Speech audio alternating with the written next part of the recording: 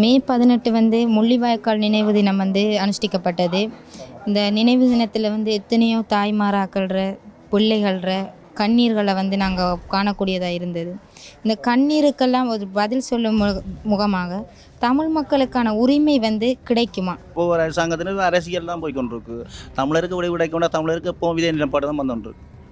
அப்போ தமிழ் மக்கள் எப்போவுமே இதே துக்கத்தோட இதே அவங்களோட இழப்புக்களை இழந்த வண்ணமாக இப்படியே இருப்பாங்கன்னு நினைக்கிறீங்க?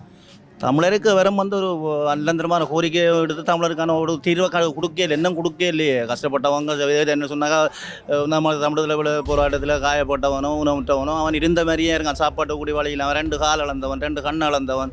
இப்போ அதால் அரசாங்கத்தால் அவங்களுக்கு எதுவும் ஒரு இதுவும் கொடுக்கல. கொடுப்பனவனுக்கு அவனுக்கான அவன் அப்படியே இழந்தபடியே இருக்கிறான். அதால் அரசாங்க மக்களும் அதுக்கு எந்த இதுவும் பெரிய பெரிய இதில் இடங்களில் இருக்கிறவன் அவன் பெரிய பெரிய இடங்களுக்கு தான் போகிறான். இயக்கத்தில் உண்மையாக இயக்கத்துக்கு தமிழ் மண்ணுக்காண்டி போராடி நம்ம இது போராளிகள் ஊனமுற்றோர் மாதிரியே தான் இருக்குது.